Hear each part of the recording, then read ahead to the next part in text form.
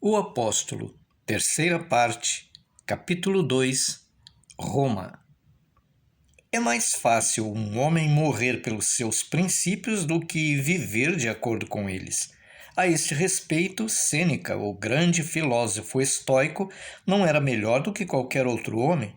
Sua doutrina filosófica, que em tantas cartas pregava a seus amigos, ensinava a disciplina, a modéstia, a continência e a conformidade, mas ele vivia num luxo desregrado. Vivendo em Roma, sob o reinado de Nero, o grande Sêneca, reclinado em seu leito de marfim, de cantos dourados, ao lado de sua jovem e bela esposa Paulina, não sabia o que era repouso. E ao despertar pela manhã de seu sono agitado, sentia infalivelmente dor de cabeça. 2 vezes por dia submetia seu corpo velho e anafado aos cuidados de massagistas, sob a direção de seu médico. E os fortes e hábeis dedos desses profissionais, friccionando os preciosos óleos orientais na pele do filósofo, comunicavam-lhe uma suave sensação de juventude. Não era o temor da morte que o privava de seu sono, nem mesmo depois que Nero caíra totalmente sob a influência do cruel e astuto Tigelino e da dissoluta Sabina Popeia. De acordo com sua filosofia estoica, a morte não passava do começo de uma vida nova e pura, mas a sua vida, a que estava preparado para renunciar a qualquer momento, e que era cheia de princípios abstratos, não tinha, em face desses princípios que ele não seguia, valor algum. Sêneca, em verdade, estava convencido de que a seu pensamento, a sua doutrina moral, que ensinava com tanto ardor em suas cartas, estava assegurado um grande futuro, assim como as ideias de qualquer outro filósofo. Mas sua vida material se achava confinada neste mundo. De Sêneca não se poderia dizer que, na sua glorificação do abstrato, se tivesse descurado de sua vida material. Pelo contrário, ao mesmo tempo em que negava insistentemente importância ao miserável episódio terreno que é a vida do homem, empenhava-se com muita habilidade e bom êxito na acumulação de riquezas, como se esperasse viver eternamente. Só agora, que se achava à beira da sepultura, Sêneca compreendia a realidade daquilo que até então proclamara teoricamente, isto é, a insensatez de se acumular uma fortuna como a sua, que se espalhava em todo o comprimento e largura do império, sob a forma de propriedades territoriais, vastas granjas, palácios, obras-primas de arte e ouro que levianamente aceitava das mãos de seu discípulo Nero.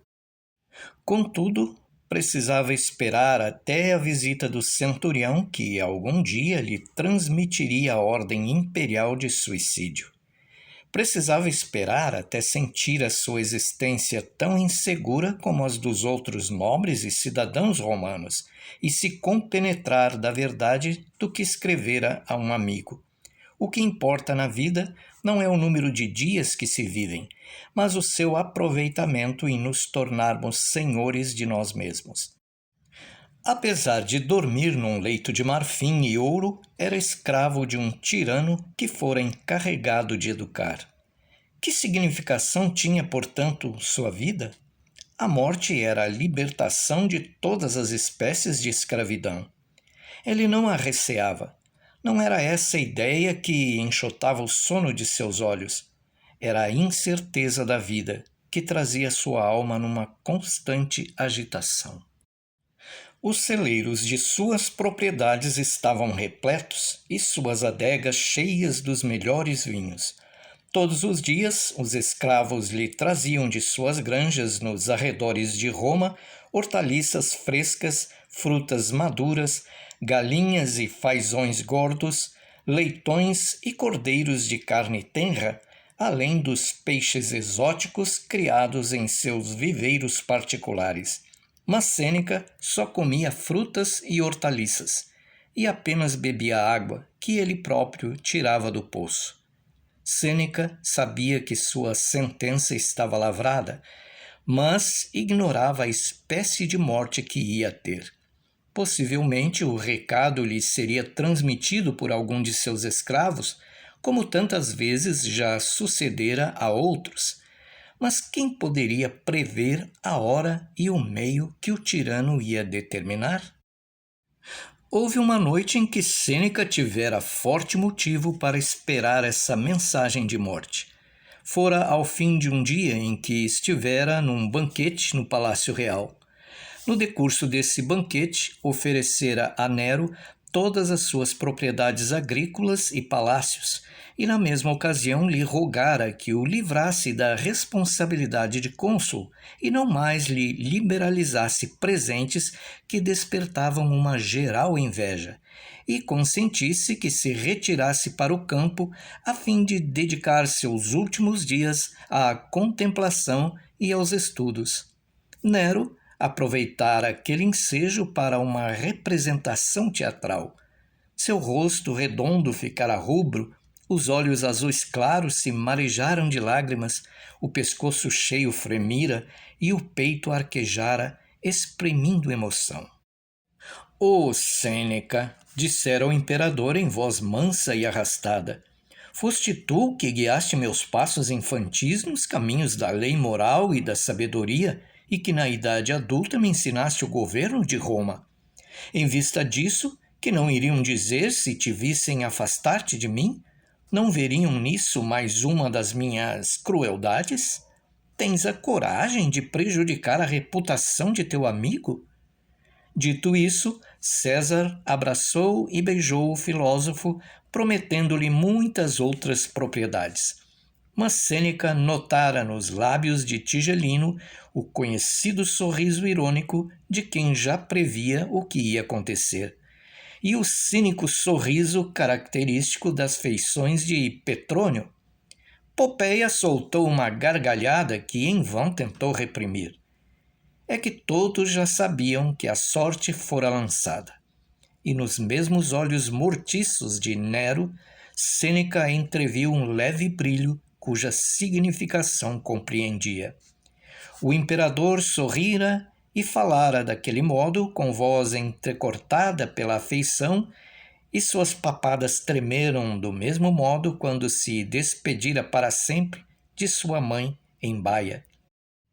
Sêneca se lembrava de que então Nero descobrira o peito de Agripina e dissera comovido: «Foram estes os seios que me amamentaram», e amorosamente levara sua mãe para o sopé da eminência onde ficava Baia e a pusera no barco que ia servir-lhe de esquife. Era um sinal infalível. Sempre que Nero se mostrava sentimental e seus olhos se enchiam de lágrimas, tinha em vista alguma façanha terrível. Por esse motivo, todas as mostras de afeição de seu ex-discípulo eram para Sêneca tão repugnantes como o mau cheiro de um rato morto. De certo, seria naquela noite. Horas seguidas esperou as batidas do centurião na porta, mas passava-se o tempo, não vinha recado algum. E pela manhã, ao despertar de uma modorra agitada, viu ante si a desagradável compridez do novo dia que ainda tinha de viver. Precisava outra vez vestir-se, envolver-se na sua toga de modo que as dobras lhe caíssem harmoniosamente, mas não com excessiva perfeição.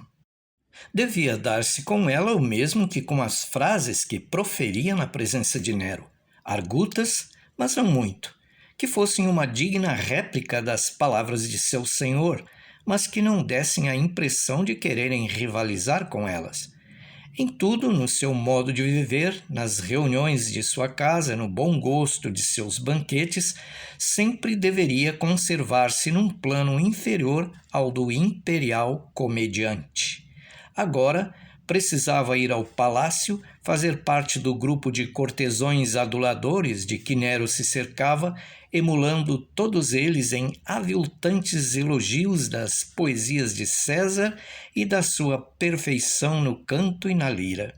Se ao menos suas poesias fossem francamente más e refletissem em parte o seu caráter. Mas aí estava o embaraço. Tanto os versos como a voz de Nero não eram nem bons nem maus, eram vulgares. Nas suas criações, Nero reunia todos os lugares comuns dos artistas medíocres. Nelas não havia a mínima personalidade. Suas poesias pareciam pântanos de águas paradas em que inúmeros corpos se houvessem banhado. E, assim como os seus cantos, como que absorviam tudo o que lhe restava de inteligência e emoção. Os escravos estavam acabando de friccionar o corpo de seu senhor. Baixando um momento o olhar para ele, Sêneca teve a impressão de ver um vaso na iminência de ser despedaçado pelos pés de Nero. Uma revolta inusitada surgiu-lhe no íntimo e baldadamente invocou as normas e princípios do estoicismo para dissipar este sentimento. Agora, o corpo, objeto de sua solicitude, estava sendo envolvido em suaves linhos sidônios, através dos quais os escravos batiam-lhe e friccionavam-lhe de leve a pele delicada.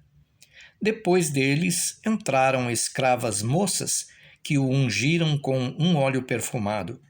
Com seus delicados dedos elas espalhavam o bálsamo oriental, fazendo que penetrasse bem nos poros, para a pele remoçar e deleitar-se.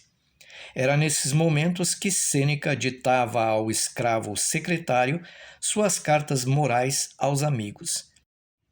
Escrevendo ao amigo Lúcio sobre os cuidados com o corpo e o esquecimento da alma, exortava-o a não se preocupar com as necessidades corporais, dedicando mais atenção às necessidades da alma. Diligência em deixar o corpo pela alma e esforçando-se para isso dia e noite. Mesmo assim, não se podia libertar da ideia insistente de que aquele corpo, a que apesar de sua filosofia estavam sendo dados tão amorosos cuidados, ia ter suas funções prematuramente suspensas. Talvez, naquele dia, ou no imediato, Sêneca escrevera: a mais longa das vidas não passa de um breve momento no tempo, e a vida mais breve é um todo perfeito. Aquilo que o aborrecia não era sua vida e sua morte não estarem nas suas mãos para ele abrir a porta e transpor o limiar no instante que preferisse. Eram, em vez disso, a vida e a morte do mais ínfimo escravo. Achavam-se à mercê de um miserável tirano e, contrariamente às doutrinas que ensinava, refletia: que certeza, afinal, posso ter de que existe uma alma que sobrevive ao corpo? Como um escravo sem vontade própria, não passo de um simples vaso nas mãos de meu senhor.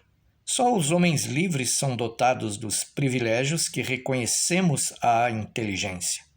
Quanto ao escravo, não sendo dono de si, não possui alma própria. Quem não existe, não se pode gloriar de possuir qualquer coisa. É falso que haja morte, pois no momento em que chega, não há ninguém para recebê-la. Sendo assim, os domínios da alma são unicamente os domínios dos vivos. Mas no meio da vida material, cessa a vida espiritual para o escravo. Outros pensamentos como esses atravessaram o espírito de Sêneca quando os massagistas e as jovens escravas entregaram seu corpo aos cuidados do cabeleireiro. A arte deste era grandemente respeitada na corte de César. Nero era muito exigente no que se referia a seus cabelos. Suas madeixas espessas e cor de cobre precisavam cair traçando determinados desenhos em seu pescoço gordo e fronte estreita. E tendo César esta exigência, seus cortesãos deveriam imitá-lo. Nesse ponto, Sêneca não constituía exceção. O cabeleireiro sírio e seus ajudantes fizeram o possível para desfazer no rosto do filósofo as rugas e inchações que as inquietações da noite acentuaram. E enquanto lhe alisavam a pele e lhe punham pequenas pintas como enfeite, Sêneca ouvia as informações dos administradores de suas granjas. Ele muito meditara e escrevera sobre as virtudes da pobreza e os perigos da riqueza. Quase se dedicara tanto a pregar essas ideias como a zelar do andamento de seus consideráveis negócios. Deitado, escutava as longas exposições sobre seus celeiros, escravos, pastores, herdades, empréstimos a juros. De vez em quando fazia uma pergunta: não seria melhor vender imediatamente esta ou aquela safra de trigo ou de uvas? Seus celeiros já não se achavam excessivamente abarrotados? Terminada esta parte obrigatória, outras escravas, sob as vistas de seu mordomo, lhe vestiriam uma túnica de seda persa, colocando-lhe por cima a pesada toga de lã. Fazer cair uma toga de modo adequado era tarefa que exigia grande prática e feita unicamente por escravos peritos nesse trabalho. Quando caía convenientemente, a toga conservava suas dobras o dia inteiro. Havia para esse mister escravos especializados. Só depois que o mordomo, num último exame, observava o efeito do conjunto do penteado e das dobras da toga e se manifestava satisfeito com o aspecto de seu senhor, era que o porteiro, acorrentado como um cão à parede do corredor, escancarava as pesadas folhas da porta de cedro. A domus de Sêneca era rodeada de jardins que enciumavam Nero, por serem mais vastos, mais belos e mais bem tratados do que os do imperador. Dos 4 cantos do império foram trazidas as plantas mais exóticas para enfeitarem os jardins de sua casa da cidade. Longas filas de colunas de mármore itálico e africano corriam paralelamente às alamedas de árvores extraordinárias. Havia tanques encastoados como joias à sombra de latadas floridas e rodeados de jasmins multicores. Viam-se neles papagaios, pavões e pombas, e seus bosques artísticos eram ornados de inúmeras estátuas de grandes artistas gregos, deuses, deusas, faunos, atletas, dançarinas e flautistas. Longas filas de eloendros floresciam e densos bosques resguardavam a residência do filósofo do ruído e do mau cheiro das ruas. Ao pé da larga escadaria de mármore da frente da casa, os escravos já o esperavam com a liteira. Sêneca não gostava das liteiras comuns, que achava mais próprias para mulheres. Preferia a sela de 2 bancos, um para o poderoso senhor e o outro, defronte, para seu secretário que escrevia o que ele ditava ou lia para o senhor ouvir. Mas naquela manhã, Sêneca seguia só. Apenas apareceu em frente de sua casa, começaram a surgir dentre as colunas e do jardim homens de todas as idades com togas de lã e que mais iam de rojos do que andando em direção à cela do senhor. Cada qual, empurrando os demais para os lados, procurava chegar o mais perto possível dele e, de mãos estendidas, com sorrisos servis e os corpos dobrados em reverências, exclamavam: "Salve, meu protetor! Salve, meu senhor! Meu senhor, te pareces com Júpiter Capitolino?" Bradou um pequeno cliente que, encurvado diante da turba, parecia esmagado pelo peso de sua toga manchada e desajeitada. "Com Júpiter, não. Te pareces com Apolo?" "Não digas tal. Te pareces com Marte." E outro filósofo de profissão protestou: "Quantos chavões repisados empregais para com o nosso Senhor, ó estúpidos lisonjeadores! São esses os vossos elogios? Dizer tais coisas só os ignorantes como vós. Nosso Senhor tem um aspecto de um Platão e mais ninguém. Com um sorriso melancólico, Sêneca volveu-se ao que falara por último. E quem te lisonjeia, Tonis? De certo também tens os teus lisonjeadores? Sim, meu senhor, tenho a Tonisa, minha esposa, respondeu o filósofo. Dando uma risada, Sêneca retrucou. É certo que em Roma todos lisonjeiam e são lisonjeados. Malgrado o espírito superior de Sêneca se revoltar com a corrupção em que via o princípio da ruína de Roma, por mais severo que se mostrasse em suas cartas com os clientes, não podia, na qualidade de cônsul, dispensar os serviços de uma claque. Serviam-lhe de propagandistas e tinha-os em grande número na sua famulagem como os outros políticos romanos. Entretanto, pagava-lhes alguns sestércios mais do que os outros patronos e mostrava-se um pouco mais generoso no fornecimento de lã para suas togas, que eram a vestidura dos libertos, sendo que era somente com essa toga que os libertos se atreviam a aparecer ao conspecto de seu amo. Mas assim procedia mais em benefício da sua própria reputação do que por motivos altruísticos. Também se distinguia dos outros patronos por escolher os seus homens entre os mais inteligentes, como professores sem serviço, escritores obscuros e dramaturgos e poetas sem renome. A esses clientes via-se forçado a misturar outros de espécie mais vulgar para ter a segurança de sentir-se em contato com todos os níveis da população romana.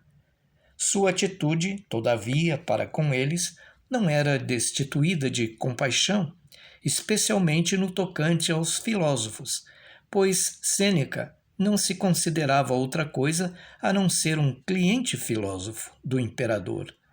E enquanto era carregado em sua liteira, refletia: todos os romanos são hoje uns clientes e nada mais. Assim como há os clientes dos poderosos, nós, os poderosos, somos clientes do único senhor de Roma, César. Formara-se o préstito. À frente iam os escravos africanos vestidos apenas de tangas com longos bastões de pontas de prata para abrirem caminho nas ruas. Atrás iam os clientes mais moços com suas togas. Sua tarefa era gritarem: caminho para o senhor Sêneca, o cônsul. Entre eles e os clientes mais velhos ia Sêneca, e ao lado da cela ficavam os servidores favoritos e mais íntimos, secretários, mordomos, administradores e libertos. A função dos mais velhos, que fechavam o préstito, era conversarem uns com os outros muito alto, para todos os transeuntes ouvirem sobre as grandes qualidades de seu senhor, de seus serviços a Roma e ao Império e sua dedicação a César. Alguns dos escritores recitavam seus versos, que decantavam os méritos de Sêneca no terreno da educação e das letras. Outros, seus grandes projetos para a felicidade dos romanos, a redução do preço do pão e os gigantescos espetáculos que ia dar à sua custa no circo.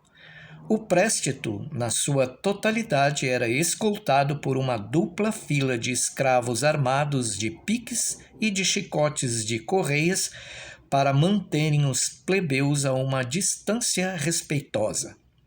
Abertas as grandes portas do fórum particular, saiu a comitiva para a rua. A habitação de Sêneca ficava na quinta zona, o bairro dos palácios chamado Vicus Patricius, entre os montes Viminal e Esquilino. Como todos os palácios dos patrícios, ela era cercada de ruas e vielas estreitas e com cada palmo de terreno aproveitado para a formigante populaça. Em cada um de seus lados erguiam-se casas de pedra de 5 e 6 andares, o que fazia reinar perpétua escuridão nos cômodos mais baixos. Seus habitantes pertenciam a várias categorias sociais. Patrícios e plebeus viviam nelas amontoados como arenques em barricas. Nos andares térreos estavam as lojas e oficinas, e como o espaço era pouco para o exercício de suas profissões, as mercadorias eram expostas na rua e protegidas com paredes divisórias, o que fazia que apenas um exíguo espaço central ficasse reservado para o trânsito. Alguns daqueles compartimentos de baixo serviam para armazenar cereais e outros alimentos, couros e peles secas. Devido ao excesso da população, Júlio César promulgara um decreto, confirmado com rigor pelos seus sucessores, proibindo a passagem de veículos de rodas nas ruas durante o dia. Em compensação, carros estrepitavam a noite inteira nas pedras do calçamento, transportando o que era preciso para as necessidades cotidianas da cidade. Das lojas saía um cheiro de carne podre que se superpunha ao fétido espalhado pelas aberturas da cloaca máxima. Logo acima das lojas ficavam as residências dos patrícios proprietários das casas ou seus mais importantes inquilinos. Nessas habitações, os cômodos eram espaçosos e de janelas cobertas com cortinas de pano. Tanto no rebordo das janelas como nas sacadas havia vasos e guirlandas de flores que constituíam um perigo permanente para os transeuntes. À proporção que se subia para os andares superiores, os compartimentos se tornavam menores. Os andares mais altos, que tinham acesso por meio de escadas estreitas, angulosas e escuras, eram habitados pelos cidadãos mais pobres, que pagavam aluguel ao dono ou principal locatário. Para se aliviarem de parte do aluguel, sublocavam cômodos ou partes deles a outras pessoas. Nesses andares acumulavam-se famílias em quartos que eram verdadeiras tocas, tendo como único móvel a cama. Neles dormiam de noite e tomavam suas refeições de dia. A plebe de Roma, composta de homens vindo de todos os cantos do império, vivia nos andares superiores das casas de cômodos romanas. Das janelas saía constantemente o cheiro de seus fogareiros de 3 pernas e o fartum de roupa suja, lixo e imundícias que os habitantes tinham preguiça de levar para baixo a fim de atirá-los regularmente nas cloacas. Uma constante algazarra de gritos, gargalhadas, se misturava com o estridor dos martelos, o ranger das mós, o silvo do vapor e o cachoar de águas despejadas. Mas, na maior parte, os compartimentos eram apenas usados para o repouso da noite. De dia, seus habitantes iam para a rua. Os negros nus abriam caminho entre o povo com seus paus com pontas de prata para a passagem de Sêneca, que do alto da cela sobressaía sobre as pessoas de seu cortejo. Suando nas suas togas de lã, os clientes bradavam ritmicamente: "Caminho para o senhor Sêneca! Caminho para o amigo de César!" Sem demora, o préstito entrou na Suburra, a sarjeta de Roma. Era o mercado dos pobres e não ficava longe das ricas moradias dos nobres romanos. Reinava ali uma babel de línguas. Soavam gritos e discussões de escravos e libertos entre as tendas portáteis cobertas de lã e sortidas com todas as mercadorias imagináveis. Carne seca, queijo salgado, frascos de perfume, mantos de estamenha para os escravos, chales de seda persa, fivelas de prata, sendo a maioria desses objetos de luxo o produto de roubos, salsichas com forte cheiro de alho, cebolas e delicadas especiarias. As tendas dos ferreiros, dos alpercateiros e dos fabricantes de camisas e de redes de pescar eram armadas na rua. Os enormes tonéis de vinho que precisavam ficar ao ar livre por não caberem nas barracas seriam fatalmente arrebentados ou esvaziados pela ralé se não fossem os guardas que, empunhando chicotes, se achavam postados a pequenos intervalos no mercado. Uma estranha mistura de todas as raças do mundo, de prisioneiros trazidos de todas as fronteiras do Império Romano, pelas suas legiões, povoava o bairro de Suburra. Um bretão de cabelos vermelhos e um gaulês de cabelos negros, acorrentados um ao outro, atravessavam o mercado arrastando uma pilha de tábuas. Arcados como animais de carga, louros germanos carregavam um bloco de mármore sobre uma armação de madeira. Os escravos, tendo aos pescoços rodelas de metal com os nomes dos donos, eram fiscalizados pelos libertos. Num canto um pouco retirada do atropelo da rua, estava uma judia com o rosto encoberto por um véu preto. Em frente achava-se a sua cesta de mercadorias, bálsamos e cosméticos. Não longe dela, um astrólogo caldaico perguntava aos passantes se queriam que lhes lesse os seus horóscopos, e perto dele, um encantador de serpentes tocava uma flauta e as cabeças de seus répteis se balançavam numa cesta. Num beco, um sírio arranjara uma briga de galos observada por um grupo de pessoas que faziam apostas. Na porta de uma casa de pasto, corria animado um jogo de dados entre discussões dos jogadores. Um legionário bêbado recém-chegado da guerra arrastava pelos cabelos uma meretriz para fora de uma estalagem.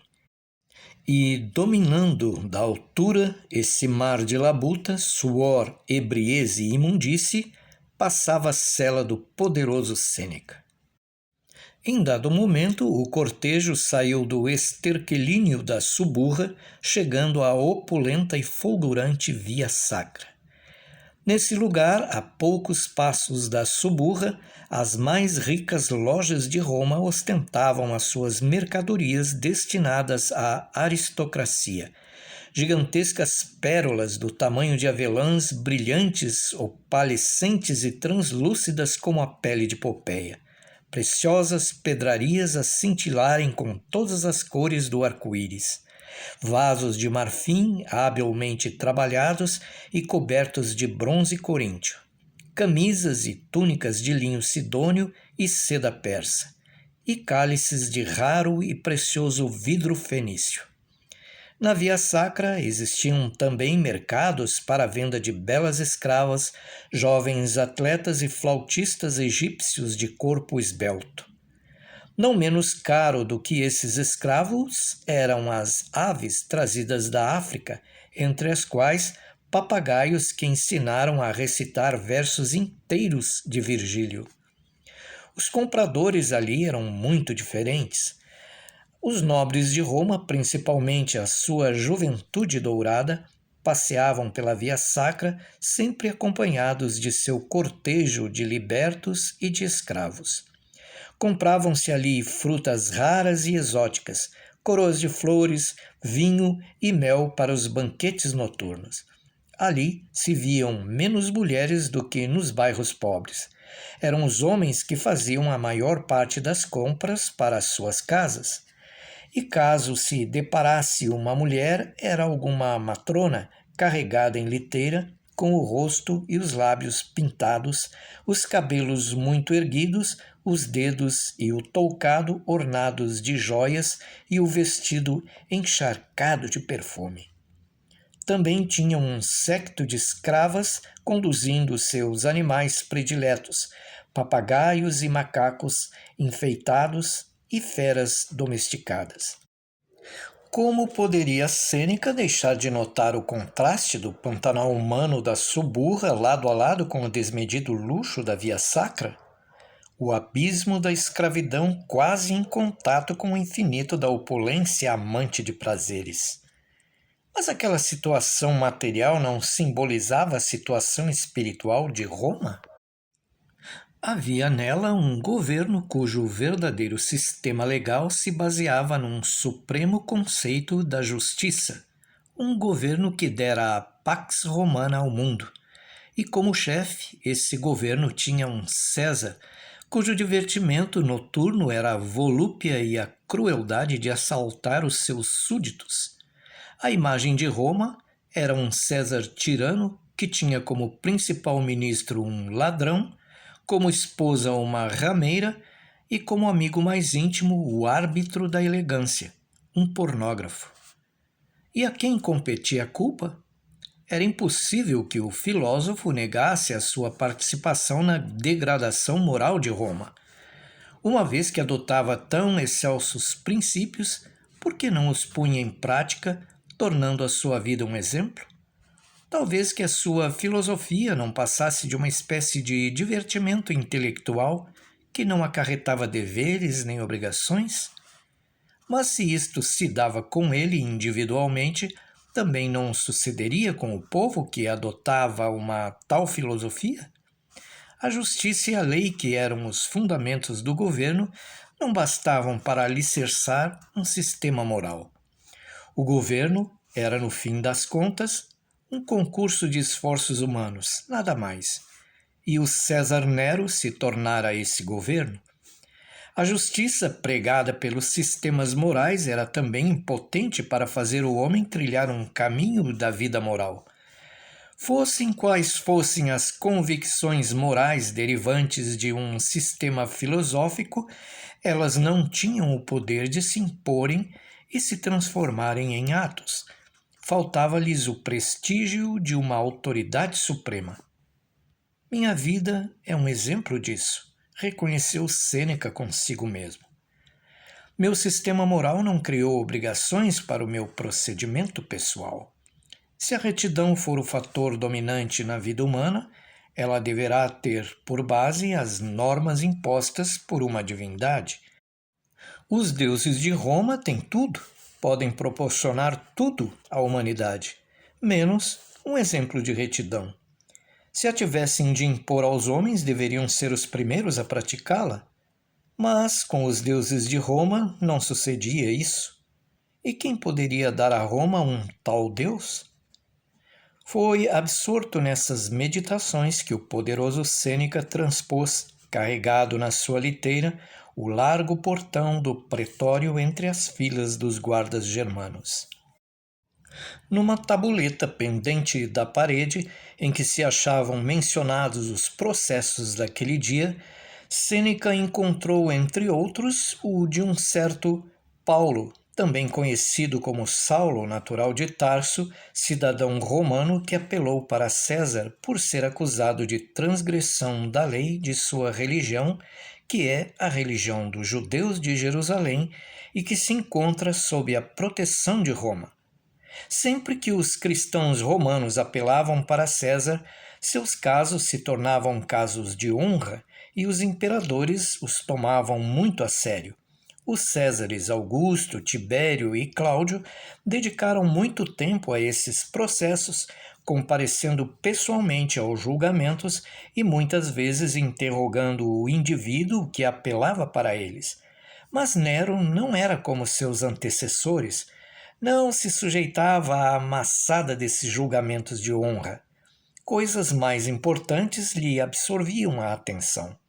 Naquele momento, por exemplo, enquanto Sêneca se achava no pretório, Nero estava fechado numa das salas de seu palácio com um grupo de atores, aos quais declamava com voz trovejante alguma de suas bombásticas composições poéticas. No banquete daquela noite, ele submeteria ao mesmo suplício os comensais que, à competência, aplaudiriam com os mais rastejantes louvores o histrião imperial. Sêneca sabia tudo isso, e por essa razão perguntou a Burrus, prefeito do pretório e encarregado daquelas apelações, qual era o crime que imputavam a Paulo. Não fazia muito tempo que o velho Burrus fora subornado com uma grande quantia pelos judeus interessados numa apelação contra o respeito de seus direitos em Cesareia, mas, quando a questão foi levada ao tribunal, Burrus utilizou sua influência para favorecer os gregos. Ao ter ciência da acusação de Paulo, não sentiu desejo de examinar o caso. Bastava que o apelante fosse judeu para ele sentir essa diferença. Trata-se de um judeu, disse ele a Sêneca. Esses judeus me têm aborrecido muito. Ultimamente veio a Roma uma de sua delegação de Cesareia. Sem dúvida, esse homem é algum rebelde. Mas é um cidadão romano e apelou para César, respondeu Sêneca ao velho general. Não praticou crime algum contra a nação.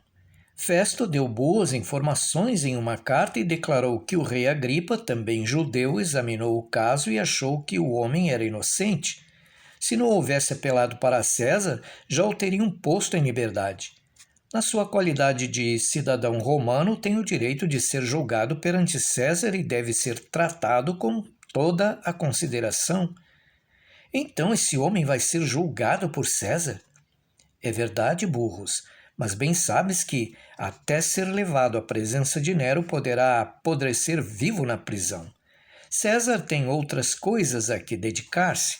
Enquanto isso, vamos investigar o caso para conhecermos, pelo menos, a natureza da acusação. E se não for homem perigoso para a paz do império, não vejo razão para que não lhe permitam que, sob guarda, naturalmente, vá se alojar em outra parte até o julgamento de seu processo. Eu nada sei dos assuntos criminais, Sêneca. Queres falar com o tal homem?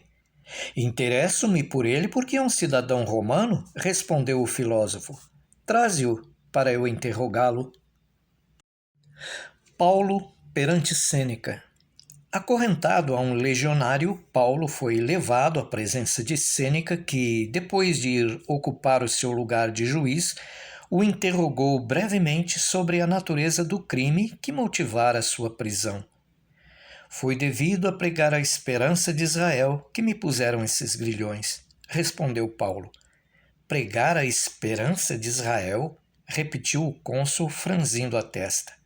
É alguma revolução contra Roma e desejo de conquistar o mundo? Foi por isso que teus compatrícios te prenderam? Sim, trata-se da conquista do mundo, respondeu Paulo. Mas não por meio de revolução contra Roma, e sim por meio do Salvador e Redentor que Deus fez nascer dos flancos de Israel para estabelecer no mundo o reinado do Deus vivo de Israel. E que espécie de Salvador e Redentor Deus fez nascer? Lembro-me de que já ouvi falar que o povo de Israel está convencido de que só ele adora o único Deus vivo e que seu templo de Jerusalém é o único lugar da terra onde o Deus do universo habita, replicou Sena com um leve sorriso. Mas esta é a primeira vez que ouço falar no Salvador e Redentor que ele mandou para o mundo inteiro. Pois o Deus do universo não podia encontrar um povo mais decente para originar um redentor da humanidade do que aquela bárbara horda asiático-sírio-palestiniana? Se pelo menos houvesse escolhido a nós, os romanos, ou então os sapientes gregos? Deus escolheu o povo de Israel porque só os judeus o reconheceram como o único Deus vivo e o têm adorado desde os antigos tempos. Respondeu Paulo. Eis outra ideia presunçosa de um povo presunçoso, redarguiu Sêneca com desdém. Não só os judeus, nós todos reconhecemos e louvamos o único Deus vivo do universo. Os outros deuses não passam de agentes, de intermediários entre nós e aquele Deus único.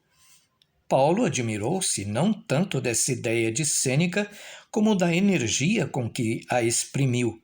E isto o fez exclamar. Sêneca, como chegaste perto da salvação?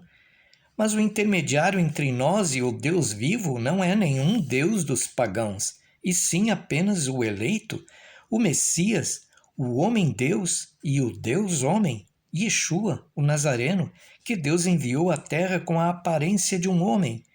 Ele é o único intercessor entre nós e o Deus vivo, seu Pai. Sêneca se sentiu subitamente interessado. Essas palavras despertaram o filósofo que nele existia. Achou interessante aquele judeu afirmar que o intermediário entre os homens e Deus era um homem-deus e não os deuses dos pagãos. E acenou ao apóstolo para que continuasse a falar.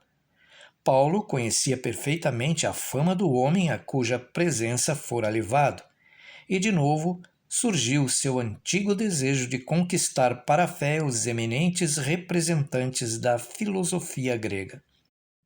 Que somos nós, ó Sêneca, com toda a nossa sabedoria, as nossas realizações? Até que ponto elas nos fizeram chegar? Poderemos com elas romper o círculo de ferro de nosso destino terrestre? E apesar de nossos elevados pensamentos que nos conduzem aos supremos céus, não somos uns seres rastejantes, sujeitos como todas as outras criaturas terrenas às leis da natureza? Como poderemos, com as nossas inteligências e as nossas emoções, que foram coisas criadas, alcançar aquilo que não somos, isto é, o Criador? Mas, tendo compaixão do homem, o Deus Pai desejou elevá-lo acima dos outros seres criados, aproximando-o mais da sua divindade. Por isso, ele nos infundiu uma alma como uma parte nossa e suscitou em nós o anseio pela divindade.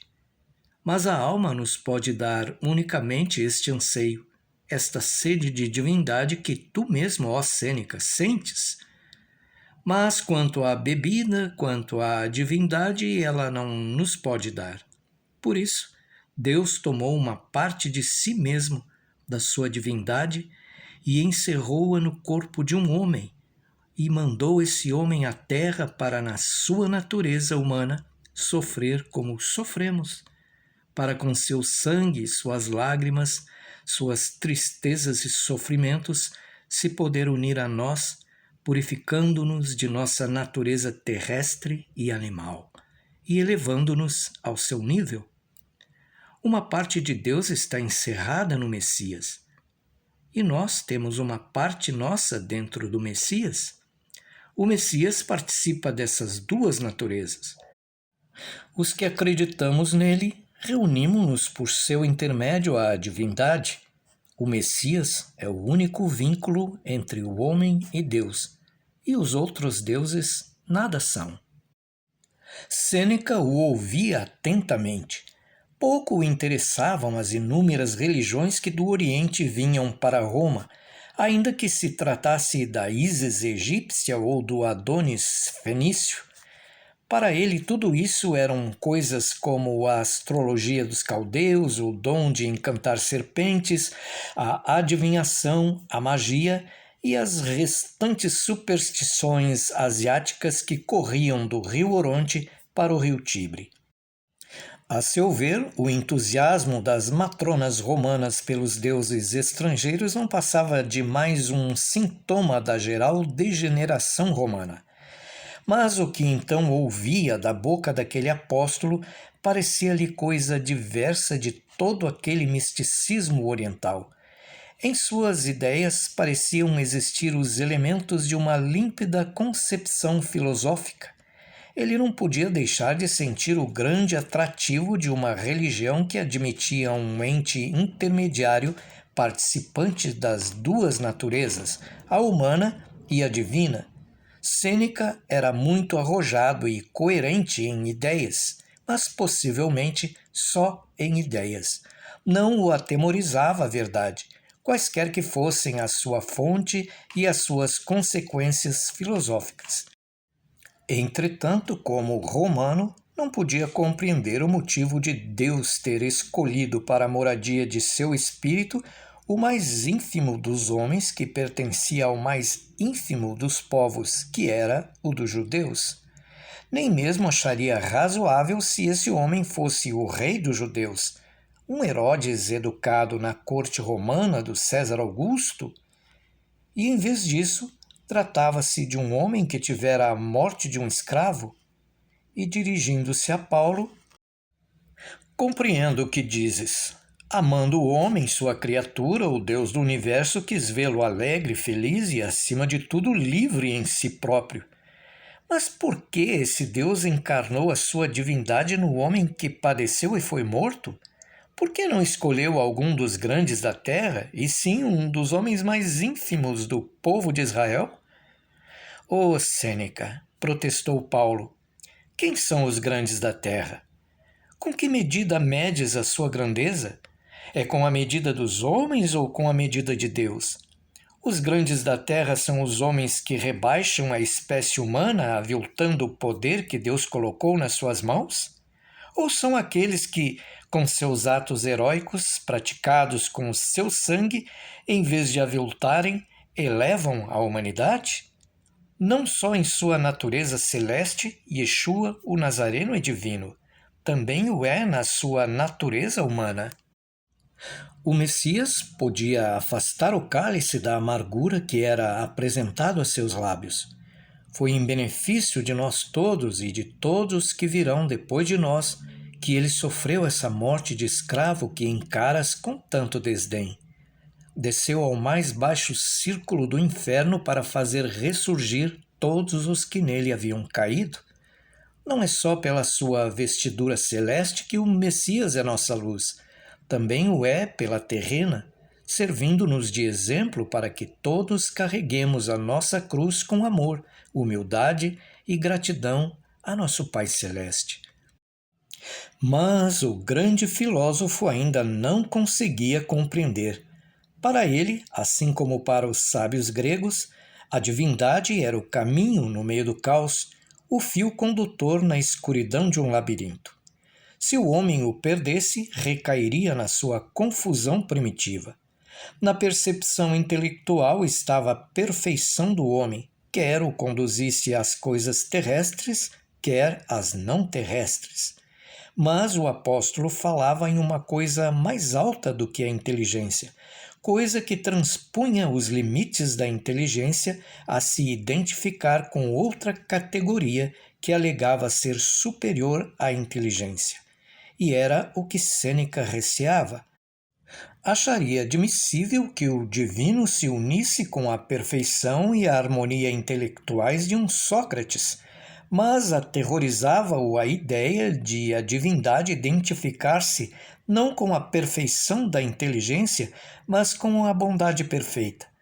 A bondade era o Deus dos fracos, dos oprimidos, pois dele necessitavam, mas não o era do homem intelectual que pesquisa a verdade. E a verdade era apenas acessível à inteligência. Depois de uma pausa, respondeu com uma serenidade que comunicava a seu rosto o aspecto do alabastro. Teu Deus habitou o homem sofredor e não o intelectual. E esse homem atingiu a divindade não pelo esforço de sua própria vontade livre, que é o método do homem de espírito, e sim pela compulsão de um destino que lhe foi previamente traçado.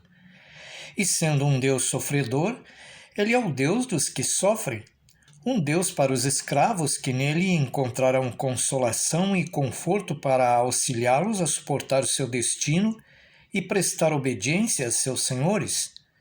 Sob o ponto de vista do império, nada vejo de prejudicial na propagação dessa fé entre os escravos de Roma, mas evita propagá-la entre os romanos.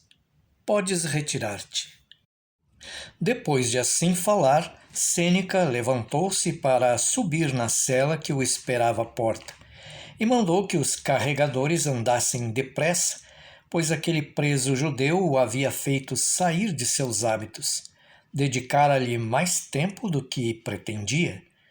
Em seu caminho para o Monte Palatino, Sêneca pôs-se a pensar em coisas de outra natureza. Procurava formular mentalmente novas frases lisonjeiras para elogiar as poesias que Nero ia, sem dúvida, declamar-lhe. mas involuntariamente seu espírito se volvia para a conversação que tivera com aquele homem, que mais cedo ou mais tarde teria de comparecer perante César. A esterilidade espiritual paralisa a inteligência e os pensamentos fecundos a tornam fértil, refletia. E com um tédio mortal a transparecer em seu semblante, murmurou consigo: não sei que morte seria mais suave, tomando o veneno de Nero ou ouvindo seus versos medíocres. E achou preferível o veneno. Mais tarde, tornando a estar com Burrus, lembrou-se outra vez de Paulo. Quanto ao preso que me enviaste, ó Burrus, acho que a religião que ele prega é muito boa para os escravos, pois os tornará mais obedientes. Sob este ponto de vista, é magnífica para o império, mas é uma doutrina que os homens livres não aceitarão. Por falar nela, esse judeu refere-se a uma segunda vida no outro mundo. Isto talvez te interesse quando chegar a tua hora. E Sêneca sorriu para o velho soldado que já sentia sobre si a sombra do desfavor de César. E nota o seguinte, Burrus: essa segunda vida não é para os sábios e filósofos, e sim para os velhos soldados como tu. Se existir algum Nero no mundo de Plutão, fique esse homem com a sua segunda vida, murmurou Burrus ao ouvido de Sêneca. Não, lá não os haverá, e sim encontrará um escravo que foi morto e que é o senhor desse outro mundo. Ele se chama... Espere um pouco. Há um momento eu tinha o nome na boca. Ele se chama, parece-me, Jesus, o Cristo. Já ouvi esse nome, respondeu Burrus. Ouvi-o de alguns soldados do pretório.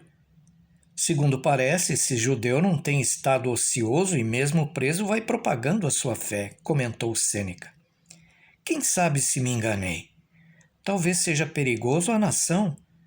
Mas em seguida o filósofo acrescentou: não, ele prega uma fé que só os infelizes e os escravos aceitarão. Jamais um romano livre a adotará. E estas suas palavras influíram durante algum tempo no destino de Paulo.